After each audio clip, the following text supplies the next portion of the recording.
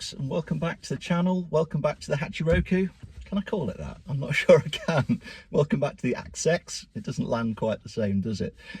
So I'm in the Z4 Coupe today, and I've sort of been holding off doing any videos because I wanted to make meaningful progress. I wanted to have a good order to the videos, and I wanted to hit the most important thing first, which, if you've watched many of my videos before, you will probably know is a slippy diff. So BMWs for a little while now, sadly, in fact a long while now, have omitted to fit a slippy diff to their cars. It's tragic. Mazda can manage it with their little 15-20 grand cars as standard. Toyota with the GT86, proper Hachiroku, they can fit one as well, but unfortunately BMW, I think, use it as a bit of a way to sort of separate the M cars from the junior cars. So sad times, and as we know from previous experience, it's not a cheap thing to correct, but boy is it worth it. Absolutely worth it. Loved it in the 140. I think I'm right in saying all my rear wheel drive cars have had diffs. I think they have. Someone will pull me up on something and say, what about this? But I think so. I think if they've not had them from factory, I've fitted Z4. I didn't fit one. Chris, the guy that bought it off me, corrected that and fitted one after I sold it. But yeah, the Z4 didn't have one. This one now does, very happily. As we've discovered with previous cars, it is transformative. It is must have. It makes these cars drive as they should do. It's just a great modification. Very pricey, but you sort of, for me at least, I factor it into the purchase price of a car. If it's BMW, I sort of think, right, this is my budget, I've got to get a diff fitted. If it's not got one fitted by the previous owner, I need to budget for a little chunk of money to get it fitted. So this brings me to the big question, and it's a question I was asked countless times after the 140i diff video, which kind of did more to explain what a diff does for a car, how it works, and that one I'll do a little link. Shall I do it there? Yeah, there'll be a link either there or in the comments if I can't figure out how to do links. So in that video, I was on the fence, and at that point in time I sort of thought, all diffs, and in that case it was the Drexler M Performance diff, or the Quaife basically. All diffs are sort of better than me as a driver, so I'll just choose whichever's most cheaply and readily available to me, in which case it was the Quaife, which was superb. This time round, same challenge, but I was forced to answer the question that had posed to me myself, and frankly there wasn't really too much thought in this case. I have decades of experience with Quaife diffs, and I've bought a number of them myself. I've bought cars with them fitted already. Brother, friends have all had Quaife equipped cars.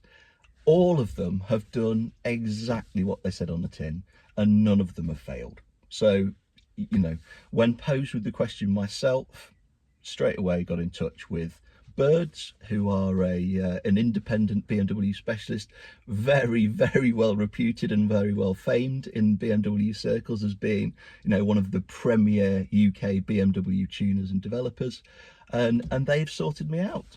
So the options available to me for this car, I think I'm right in saying there isn't an M Performance diff for these cars. Some people convert the rear end, subframe, etc. to the Z4M, which is probably a fairly good way of going, probably fairly cost effective as well, so that was an option to me. There was of course the aforementioned Quaife. Wave Track as well have an option, and then you're into sort of plated diffs, so Drexler will make a motorsport differential. Gripper in the UK will build a diff to your specs, and I've heard fairly good things about them. And then of course there's, you know, there are myriad options elsewhere. M Factory probably make one, OS Jicken or Geiken, many other options. Kaz, I know there's a chap who races one with a Kaz diff, and for me it was pretty limited in what I really considered. Wave Track has sort of gained momentum over the previous few years. I think there's almost a bit of tribalism with diffs, and like, you know, I've got the Quaife fitted, I think it's the best. I've got the Wave Track, I think it's best because it doesn't spin a wheel when there's no grip. And you know, frankly, the guys talking about this are guys with M140i's parked on the drive that go and hoon up and down a dual carriageway or on the B road. You know, as long as it's got a diff, it doesn't make too much difference. And I think in particular that one little feature or gimmick, if I dare say, that the wave track has is just that. I think it's heavily over indexed. You know, people saying, you know, an ATB diff will spin one wheel if there's no grip or a momentary loss of grip. And you know, I've driven a lot on the track and it's just that, it's momentary. And you know, it's not a limiting factor of what a car is. It's really not. You know, all the MX-5s we've had have had, you know, Mazda ATB diffs, and you know, they're pretty pedestrian diffs really as far as slippy diffs go, but they're not the limiting factor. We improve so many other elements of the car without worrying about the diff, and they just behave lovely. And so for me, you know, look, Quaife have an absolutely exemplary reputation. My experience has been exemplary, and so, you know, for me, when the question was posed directly by myself to myself, it was a case of, you know, straight on the emails to Birds, who are the distributor for Quaife in the UK. So it was a pretty simple choice. One thing that I was thinking about through considering this is how few modifications and parts for cars you can fit that you know are going to do exactly what you hope they're going to do without any negatives whatsoever, apart from to the wallet. But I was thinking about that, you know, there's so many good quality parts I recommend to people, and with just about all of them, there's like, these are the positives, you know, these are the positives. There are some little negatives to think about, or, you know, this has been known to go wrong with these things. KW, for example, my suspension of choice for the road or road and track, wonderful things. But they have, you know, especially in the case of, you know, some of the more exotic coilovers, Club Sports, V3s, they are known to need a rebuild occasionally. You know, they're not a fit and forget part, and you know, that adds some costs and maintenance to the job, despite being wonderful parts.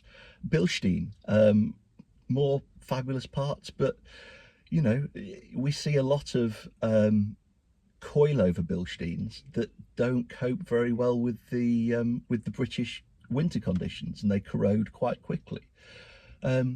Quaife, you know, you fit it and you've got a Quaife for the life of your car. No maintenance required. I change the oil because I'm merciful, but no, you know, there isn't really anything that's going to wear out. There's no maintenance, no preventative maintenance. It's just a cogged thing that keeps doing cogged things for the lifetime of the car. And you know, they give you that lifetime guarantee or warranty as well. So peace of mind. Once it's in, it's in. You've got a diff in your car, and that's never going to change. So why did I want a diff in my car? I've covered a little bit more detail, quite exactly what a diff does and how it works, and why I've fitted one in the past. So, you know, I've already linked to that video, so go and have a watch of that for a more thorough description. But in basic terms, and look, this really is in basic terms because I'm a basic person, but it makes rear wheel drive cars drive properly. It kind of links the front and rear axle for me in a rear wheel drive car. Although rear wheel drive cars power you down the road, they can sometimes feel a little bit disconnected between the front axle that's doing the steering and majority of the braking, and the rear axle that's doing the going.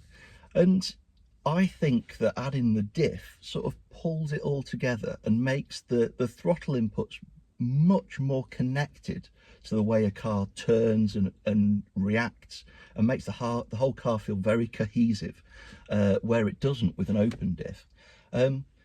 You don't just feel it at the racetrack where you're past the limits of grip, or if you're trying to do skids on a wet road. You also feel it when you're going down a nice B road or a nice A road. The car responds organically and predictably and reliably to your throttle inputs, and it helps you get round a corner. It helps the adjustability of the feel of the car round a corner. Case in point, the other day I was just driving down a road briskly, 6/10, and you know, open road, I could see round the corner a bit, so just cut through the inside of the corner. And there was a second corner afterwards, and I sort of positioned up to cut that the same, and I saw a car coming the other way, so I had to sort of adjust my line, and the movement of the throttle just adjusted the car exactly as I wanted, despite being nowhere near the limit of the grip.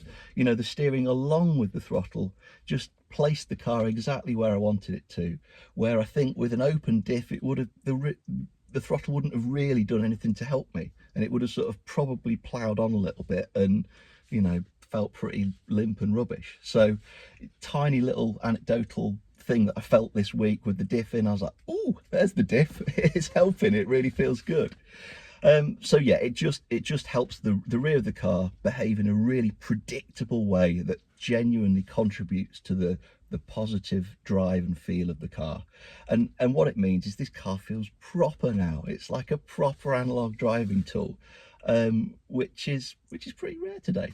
Just in very basic terms, what a slippy diff does is it sort of locks the two rear axles, let's call them axles, and prevents them from rotating at heavy differential speeds. So what can happen with an open diff is one wheel can be spinning at one speed and another one spinning at a very different speed, of course necessary to get around a corner without skipping, but a slippy diff will sort of lock them to a degree, and they'll turn at the same rate, which helps you to drive round the corner and helps the whole of the rear of the car to behave as one. So it really feels nice. It drives you round the corner, rather than just being this weird limp thing at the back that's sort of giving you a bit of power but not really helping you direct the car. So slippy diffs, it's not an easy job. Suspension, you know, you do it on your driveway with a jack and some tools. It's an easy job. Diffs, not so much, and one that I shirked. I've swapped diffs before, MX-5s on my back on a gravel drive, you know, trying to bench press a diff in and get it to all line up and stuff. Horrible. I've been there, I've done that, I've got the t-shirt. Not anymore. And of course there's the actual building of the diff unit, which is quite a specialized thing, and it's not something I trust every garage to do for me. So Birds is the company that did it for me. Massive thank you to James, who looked after me very well indeed.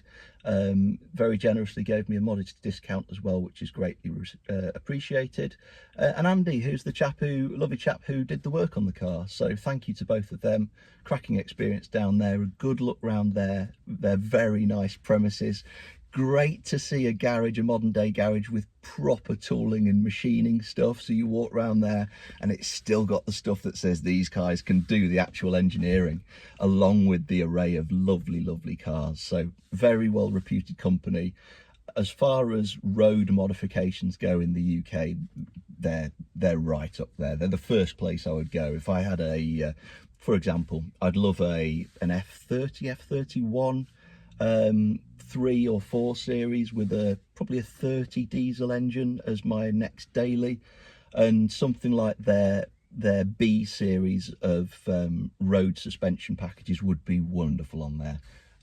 Their packages on the 140s and 240s come very well recommended. So anything you've got for road use, the guys at Birds, for a diff, for whatever car you've got, Quaife wise, they can probably sort you out.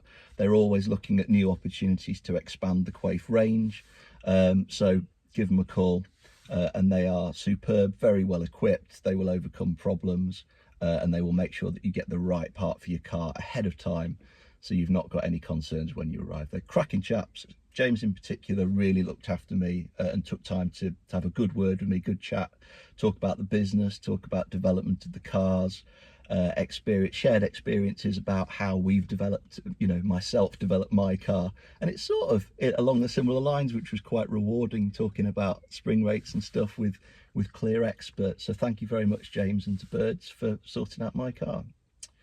So the actual job, so you don't need to take the subframe off or drop the subframe from the car. I think maybe the more modern BMWs might differ, but I honestly can't remember. But it's quite an involved job. It takes a few hours, and the nature of it being under the rear of the car means you really want a lift for this job. So there's the removal of the diff unit as a whole from the car. Then once you get it on the bench, you need to remove the original diff unit itself that sits inside and has the crown wheel bolted to it, which meshes with the pinion. And then you need to replace that with the Quaife. Happily, these E85, 86 Z cars, E46s that they're based on, and I think the in fact I'm not going to say about the the next generation because I honestly don't know. They all have bolt-on crown wheels, so they bolt to the diff, which makes the job a lot easier. Newer BMWs like my 140i has a welded crown wheel, and so needs machining off the factory diff unit to permit the fitting of the Quaife. So it does require some quite skilled engineering. You want to make sure, you have to make sure that the gears mesh perfectly, or within spec. And so it's important to know what you're looking for and to be able to measure it. And then amend if you need to. Of course, Quaife Birds rather are very experienced and take that sort of thing in their stride. They do one every day pretty much. Lots of garages may sort of know what they're doing but not be experts. I think in a lot of cases, things like engine building, gearboxes, diffs, there's quite a lot of people that do them, and 7 out of 10, 8 out of 10 times everything's fine because there's no problems. I think where the experience and the expertise is invaluable is where you've got a little problem. And one, the ability to diagnose that there is a problem, and then two, to be able to actually solve the problem.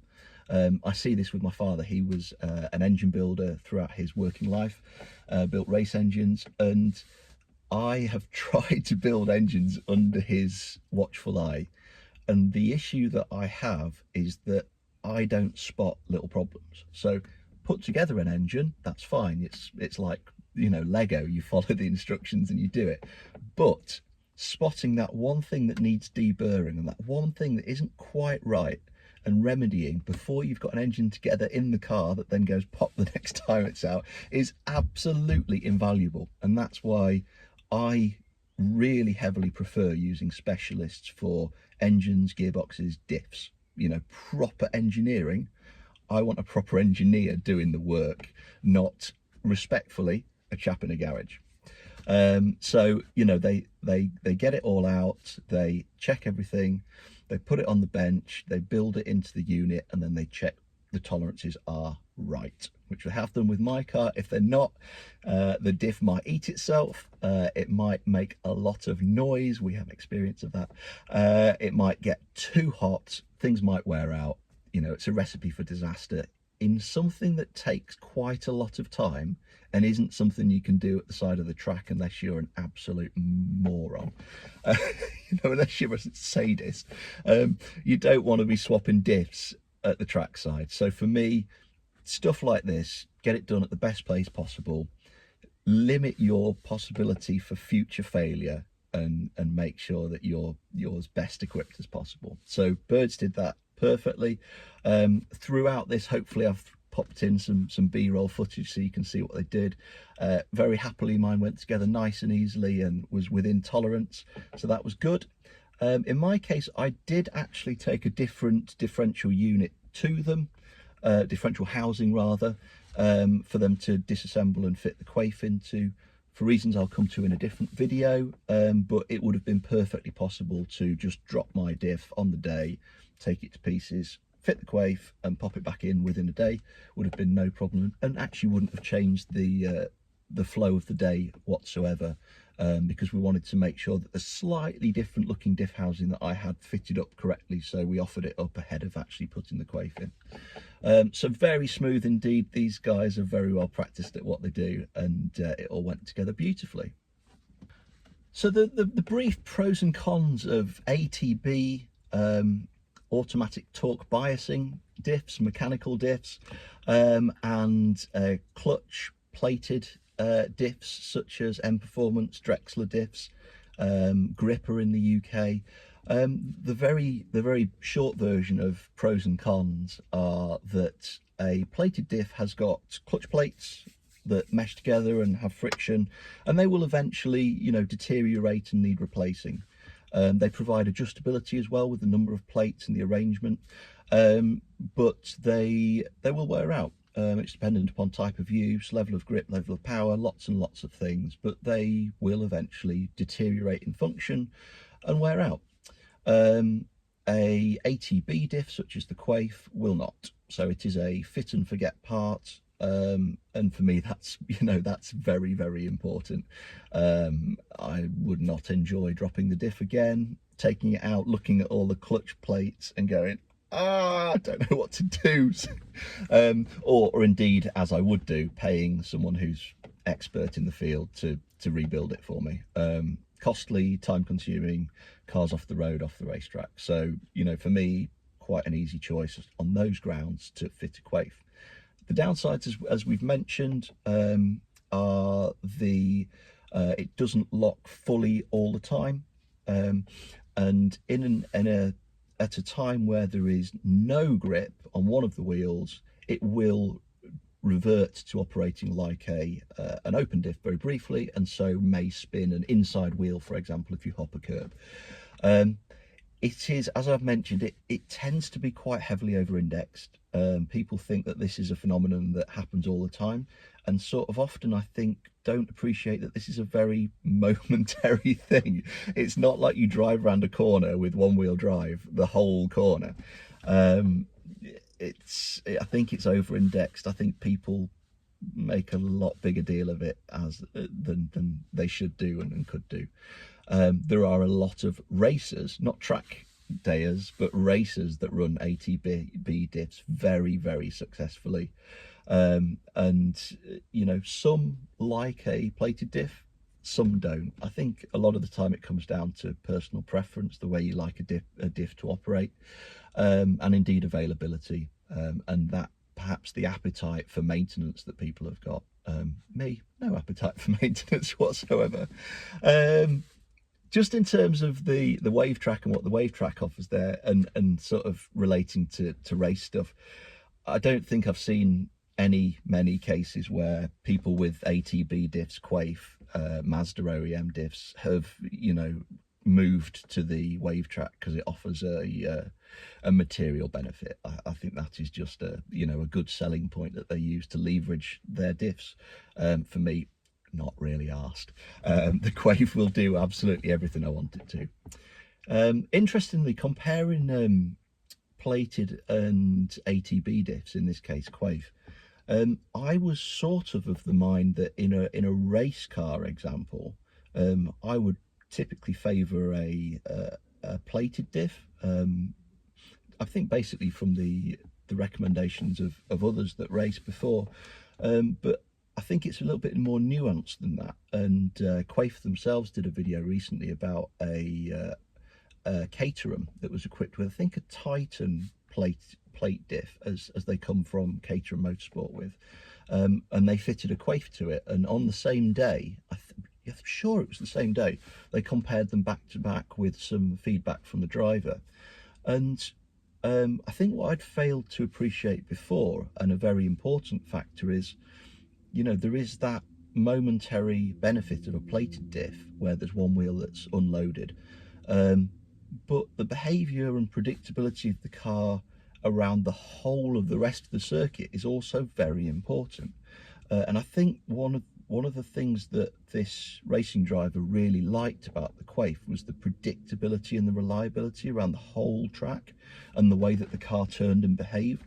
And repeatedly on the traces from the data logging, you could see he was able to get on the power fully and more predictably more of the time with the ATB diff, whereas with the plated diff, he would get on the throttle, part throttle, and then have to back out and reapply because of the behaviour of the car being less predictable and less well manageable.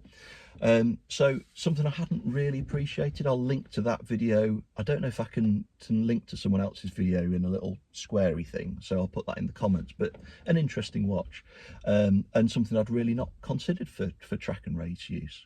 So I don't know what's best for race cars, but frankly I'd fit a Quaife or something, because I can't be asked to take the diff out and maintain it. Okay, driving impressions. Unfortunately, and as you've probably guessed by the lack of slidey track footage or track footage at all, I've not been to the track in this car at all yet, and definitely not with the diff because it's not been in long. So I haven't been dropping in loads of track footage as I would normally like to do.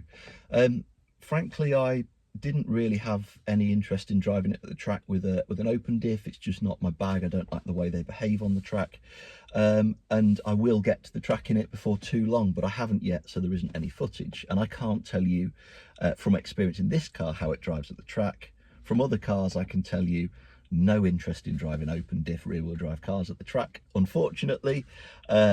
With a diff, they're just so much better, and what you feel on the road is magnified 5 times at the track.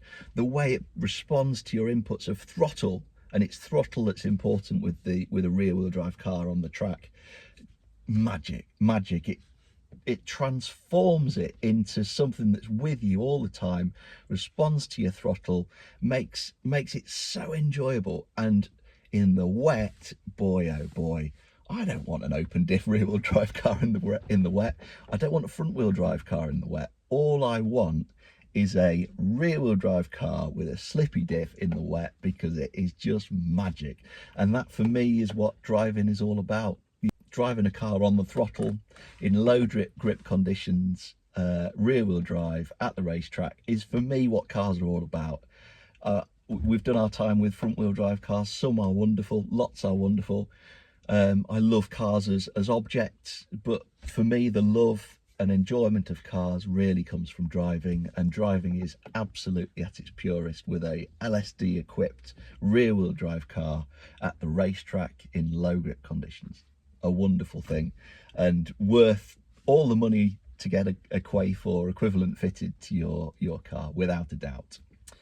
On the road, I think, as I've discussed about my initial impressions and how they work on the road, it's a more modest impact, but it's an impact that you do feel regularly. So I've had one sort of more spirited drive, 7 out of 10, and it just makes the car with you. It makes it feel like a proper driving experience, and sort of feels more like all of the hero cars that I've had and enjoyed over the road. You drive down a road rather, and it just feels like a proper performance car and a proper driver's car. Whereas before with the open diff, it wasn't quite there. So costs, as I've alluded to, this is not a cheap upgrade, unfortunately. Wouldn't it be great if you could have a diff in the back of your car for about 300 quid? Sadly not in the case of these. It is a bolted crown wheel, so it's not as bad as it is in the more recent cars. However, it's still lots of engineering, very high quality componentry going into your car. And so you've got to pay for it, unfortunately. There's no two ways about it. Happily, it is absolutely worth it. The total cost of a drive-in, drive-out conversion with the Quaife at Birds, I think off the top of my head, if I remember right, is about £1,700, drive-in, drive-out with everything included. I'll put the price there, and I will also put the price of the diff itself there now, so you can see how much that costs, because honestly I've got no idea off the top of my head. There are other cheaper diffs. I didn't mention them earlier actually, but there are other cheaper diffs. I think Blackline might be the company that make them, which I actually considered, to be honest, and did a bit of research into. I thought, oh, sort of a diff at the £600–700 mark, that's worth looking into. And a number of people with good experience, but I think what put me off is a number of people that had bought them and examined them, in some cases taken them to pieces, and found things that weren't quite perfect with them, that weren't quite ideal, and they needed to deburr things, or they needed to just set things exactly right with them before they fitted to the car. I didn't want anything to do with that. Frankly, not on my car. Diffs are a pain in the arse to replace, and I did not want to get something fitted to a car only to realise something wasn't happy, and I'd got a knock or a whine, or something was getting too hot. So I'm sure some people have got good experiences with them. There was enough to put me off them, and so it wasn't for me. a good diff is going to cost good money in these cars, but happily it is worth it. Okay, so I think that covers the you know, my decision making process, why I went for the Quaife, finally answered the question that I've been asked a number of times, and you know, the experience. I will of course talk to the driving impressions on the track and provide some footage when I get to the track. But in the meantime, just to say thank you very much for watching. Thanks again to James and Andy at Birds, really looking after me. It's not a paid promotion. I got a modest discount. Thank you very much for that. It may at times have sounded a bit like an advertisement for Quaife, but that's just because of my exemplary experience with them as a manufacturer. Only good experiences with their parts, and expect exactly the same with this. So next vids, I have been doing lots of other things with the car, so hopefully there won't be too much of a delay before the next video. I don't actually have any track days booked, so it might be a little while before we get on track with this. Hopefully get out in Dan's MR2 first. So I will maybe suspension next, not sure. I'm going to try and break things down into smaller videos on this one compared to the M140i. Do some, you know, short, sharp videos with some of the smaller parts of it. So we'll see you in the next one. And sorry there's no track footage, but it'll come eventually. Take care.